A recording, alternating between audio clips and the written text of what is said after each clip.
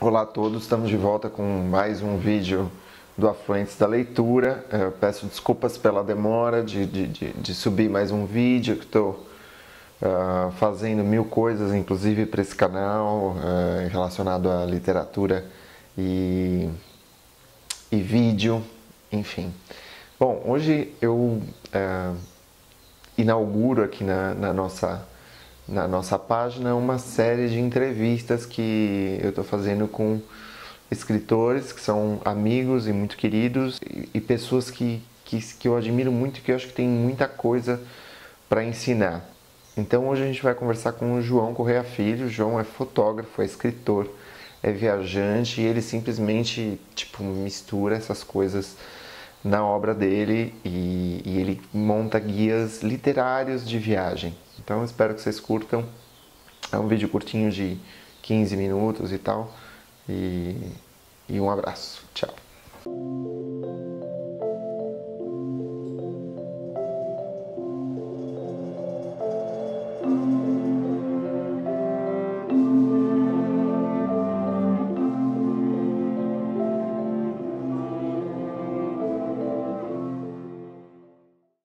João, o primeiro livro que eu li teu foi o Lisboa em Pessoa.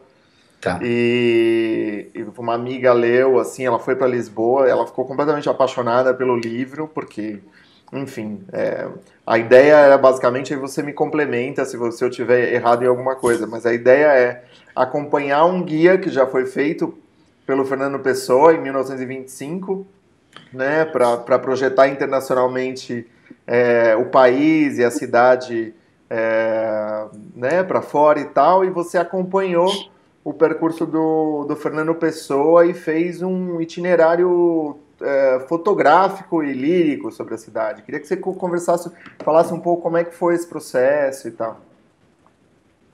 Então, a história do Lisboa em Pessoa começa com a minha relação do jornalismo com a literatura, né? Então, é um método, vamos dizer, característico meu. Quando eu chego no lugar, eu estou sem pauta, ou mesmo qualquer lugar que eu vá, eu sempre procuro um livro de literatura que me oriente, né? E numa viagem para Lisboa, eu conheci esse texto que eu não conhecia, que chama Lisboa, o que o turista deve ver, né, que é esse texto que você falou, em 1925, que foi descoberto quando abriram os baús do Fernando Pessoa na década de 80. Sim. E eu, inicialmente, comecei a fazer como uma reportagem. Uhum. Eu falei, isso dá uma boa reportagem e tal. Uhum. Num determinado momento, eu achei que a coisa cresceu, né? Eu comecei a fazer uma reportagem, achei que estava ficando bacana tal, e aí me deu um clique. Por que não por que não transformar isso num guia, né? Basicamente, o texto do Fernando Pessoa já é um guia, né? Não é exatamente um guia, mas é um texto que é um roteiro um roteiro mesmo por Lisboa. E aí eu fiz uma breve pesquisa se já havia algum guia ou algum livro nesse sentido, e na maior cara de pau, assim, eu sabia que para se publicar um livro tem que se mandar um capítulo antes, tá? Na maior cara de pau eu mandei para uma Leia, que é uma editora portuguesa, mas tem um braço no Brasil, mandei um parágrafo para ela, meio assim, sem acreditar, olha, eu tô com a ideia de fazer um guia, tal, assim, assado, e ela falou, a gente topa. Eles E aceitaram foi na isso, hora, né? então. A história é um pouco essa. O que aceitaram na hora, foi bem curioso. E aí o que eu fiz, além dessa história do Fernando Pessoa, aí talvez por uma ansiedade, não uma ansiedade minha, mas por uma característica minha de ser generalista como jornalista, né? Me sinto generalista, eu resolvi não ficar apenas no Pessoa, né, e incluir outros escritores. Então eu falei, não, acho que não que o Pessoa, em hipótese alguma, vá me limitar, né? Não posso dizer isso. Mas eu achei que era a oportunidade, inclusive, de resgatar alguns escritores esquecidos, de trazer alguns que não eram conhecidos no Brasil, né? E também usar os que já são conhecidos, como o Saramago, né? A Inês Pedrosa, que também já é um pouco conhecido no Brasil. Então assim nasce o Lisboa em Pessoa, que aliás me deu muitas alegrias, né? Foi um livro Não, bem foi interessante de incrível, fazer. ganhou o Jabuti, né? Assim, Exato. impressionante. Cara, assim, com relação à pessoa, assim, você sentiu uma diferença muito grande entre essa Lisboa que ele descreve e a que você via? Você fazia esses paralelos? Como é que foi? Eu fazia esses paralelos, sim, dava para se fazer os paralelos, mas eu confesso que o que mais me chamou a atenção, na verdade, no texto do Lisboa, é justamente quando isso entrava um pouco em xeque. Tá. Então, quando o tempo me dava as diferenças. Então, por exemplo, quando ele fala que uma região de Lisboa, acho que era do Jardim Botânico ou do Zoológico, eu não me lembro exatamente agora.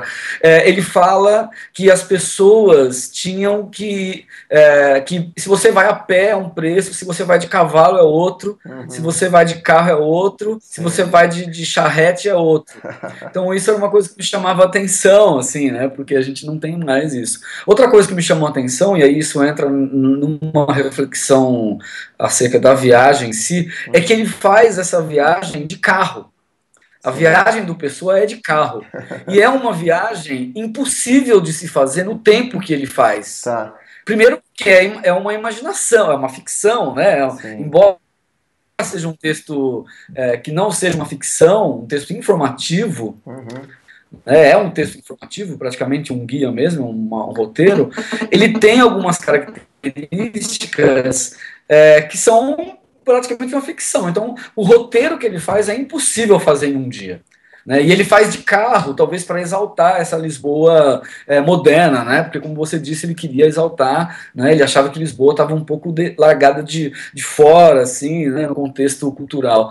Então, essas situações me chamaram muito a atenção. Agora, claro, né, que ele chama a atenção para algumas questões que foram fundamentais para mim. O Marquês de Pombal, né, que eu acho que tem uma importância gigantesca para se entender Lisboa. Eu insisto muito nisso. É difícil se entender Lisboa sem entender o Marquês de Pombal e o terremoto de 1755.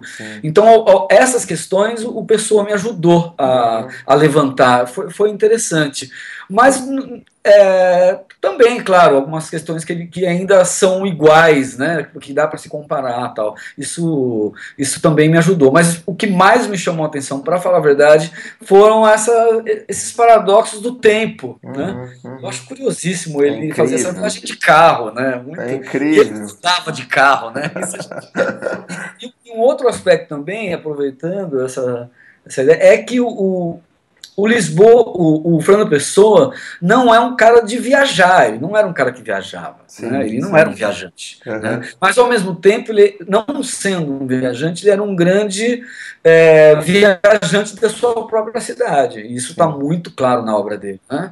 Então, isso me ajudou muito. Então, ele era um cara que conhecia a cidade. Né? Então, nesse sentido, ele me ajuda muito. Então, no caso, o Fernando Pessoa não era um viajante, né? Era um sujeito bastante enraizado na sua cidade, exatamente, nas tradições, na sua cultura. E eu estava pensando, você é um viajante, né? Você mora em São Paulo hoje, no estado de São Paulo. Sim. Mas você já fez um trabalho, além de Portugal, você já fez trabalho, um livro dos escritores franceses, e depois voltando, você escreveu sobre São Paulo. E agora tem um projeto. E agora é Buenos Aires, né? Eu queria te perguntar assim, qual que é a relação que você vai traçando entre essa palavra poética, esses retratos literários e a composição das imagens que você vai buscando nessas cidades, assim? O que você já pensou disso? Que viagens que dá para construir? Olha, bom, isso daria para falar mais outros 15 minutos, né? Mas algo que eu tenho, como eu vou dizer, tenho batido um pouco quando eu ministro oficinas e etc., é que, primeiro, muita coisa começa na pesquisa, né? Eu acho que a pesquisa, né, ela nos leva a algumas das primeiras buscas, né? Quando a gente acho que viajar é uma busca, né? Seja de informação, seja de conhecimento, seja de autoconhecimento, né? Acho que ela tem que trazer uma busca. E a pesquisa é o início dessa busca. Uhum. E como a pesquisa é na literatura, eu vou para essas cidades, acho que o primeiro ponto é que eu vou para essas cidades com uma série de buscas que me são colocadas, ou até mesmo desafios, que me são colocados pela literatura. Então, algumas imagens já se formam na minha cabeça na pesquisa. Sim. E isso já me direciona bastante. Né? Então, eu vou dar alguns exemplos. Né? Quando eu estava fazendo a pesquisa para Lisboa, tem um livro do Mário de Carvalho que chama Histórias do Beco das Sardinheiras, que é um livro muito engraçado e todas as histórias, que são fantásticas, se passam no tal Beco das Sardinheiras. E aí, no prefácio, ele fala... olha, se você quiser encontrar o Beco das Sardinheiras, não existe um mapa. Já me pediram para fazer um mapa, mas não dá para fazer. É só você andar por Moraria, que é um bairro, né, de Lisboa, ou por Alfama, e esse beco está lá. Né? Então, esse desafio, né, me move. Né, de encontrar esse Beco das Sardinheiras que se formou na minha cabeça muito antes, né, talvez 6 meses antes. Né? Sim, sim. Vou dar um outro exemplo, talvez mais banal, mas antes de ir para Paris, como eu não falava francês, mas achei que eu precisava, pelo menos, entrar um pouquinho no idioma, né? Porque eu falava muito que os franceses não gostam de falar inglês e tal. Eu falei, então eu vou me armar um pouco. E fiz 3 meses, 4 meses de francês, para não chegar lá, né, fazendo aquele papel de turistão que não sabe nada.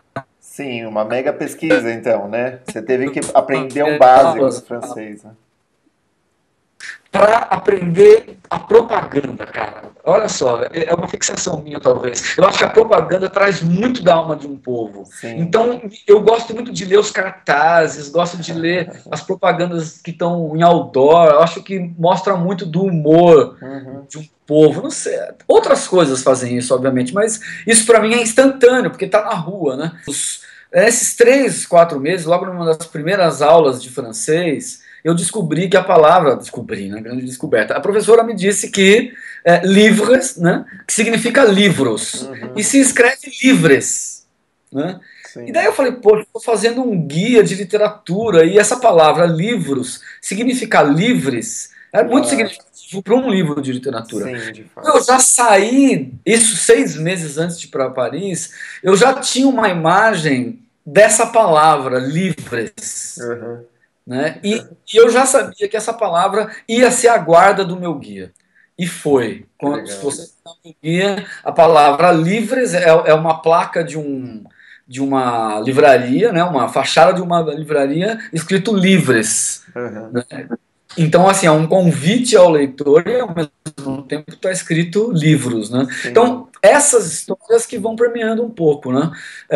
Que vão formando essas imagens. Tem um poema do Baudelaire também que chama As Janelas, que ele fala de uma janela fechada.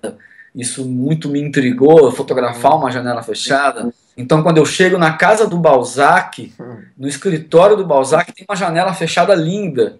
Né? Então, essas imagens vão surgindo. Em Buenos Aires, a escada, né, que é descrita no Histórias do Cronópolis e de Fama, do Instrução para Subir uma Escada, essa escada está na minha cabeça há anos. Né?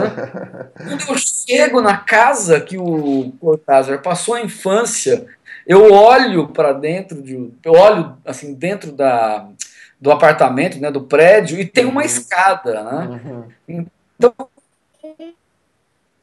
eu acho que uma coisa chama a outra, né? Essas imagens se formam e eu acho que também elas são feitas porque a literatura vai me dando, né, essas imagens. Sim. E João, assim, passando, cara, assim, a gente já está conversando há alguns minutos, é pouquíssimo, né? Assim, é infinito, a conversa realmente é insuficiente, mas assim, eu li recentemente, né, o de São Paulo literalmente, que também foi editado pela Leia, e o livro é permeado de citações e de comentários, são fotografias visuais, fotografias textuais, né, também, de alguma forma.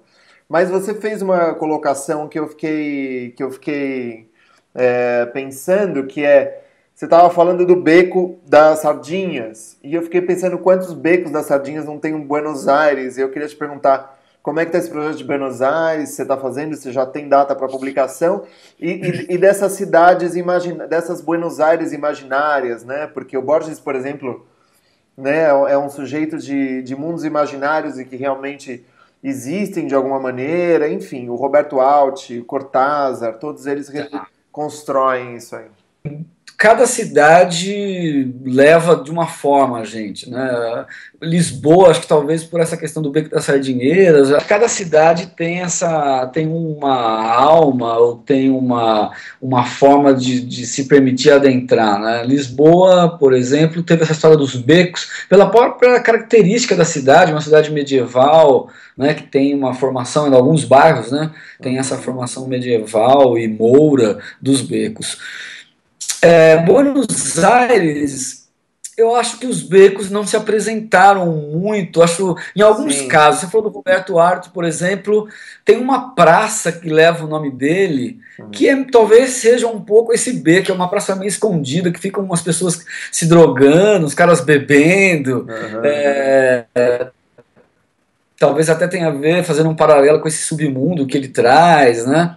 Sim. Mas acho que em Buenos Aires, assim, os cafés, eu acho. Buenos Aires, para mim, a grande representação, talvez, dessa busca é encontrar a literatura nos cafés, nas confeitarias e nas livrarias. Acho que Buenos Aires literária vem muito aí. Assim. Eu acho mais do que os becos, que acho que era uma característica bem de Lisboa, Buenos Aires, para mim, foi uma busca por esses cafés, por esses recônditos, vamos dizer assim, que os escritores estiveram. Então, essa foi muita representação de Buenos Aires. Claro, né, se você passeia por Palermo, né, você vai perceber, né, as ruazinhas, as praças, né, as plaçoletas. Então, mas não é isso que ressalta para mim, na verdade. Eu acho que tem isso e tem um pouco também uma cidade antiga, que é pouco descoberta do turista também, né, que é uma parte do sul pouco conhecida, mesmo uma Palermo pouco conhecida. Então acho que Buenos Aires inspira mais dessa forma. As imagens que se formaram são mais nesse sentido, né, dessa descoberta desses recônditos desses escritores, mais do que os becos. Talvez os becos sejam os cafés. E o trabalho já está feito? Você já fez esse trabalho todo? Sim, o trabalho de apuração, de fotografia já está todo pronto, né? Falta escrever aí menos de 20% e daí pôr na estrada, né? Puta, que legal, eu tô particularmente curioso. Morei então em Buenos Aires, adoro Buenos Aires e eu acho incrível, cara. Então, eu também. E aí tem uma história interessante, Tiago, para mim, né? Acho que algo importante a se dizer, acho que isso me exime de várias coisas, é que os guias, como eu acredito, eles são pessoais. Né? Eu não acredito muito em guias impessoais, não acredito nas viagens impessoais. Né? Então, assim, esses guias que trazem Europa, por exemplo, para mim não faz muito sentido, são muito impessoais. Os meus guias são escritos em primeira pessoa. Né? Então, eu tenho a liberdade para ir atrás de coisas que são buscas pessoais minhas, né? E quando eu fui para Lisboa, eu gosto muito da literatura portuguesa, tal, francesa conhecia um pouco menos, mas tinha uma certa afinidade. Agora, a literatura latino-americana sempre me fascinou, né? O Cortázar, Borges, o Arte, o Buenos Aires também tem um pouco de volta para casa, de certa forma, sabe? São Paulo é total volta para casa, né? Mas Buenos Aires tem um pouco isso, então eu também fico ansioso, assim. Isso aí. Puta, legal. Pô, João, obrigado pela conversa e vou tentar subir ainda hoje.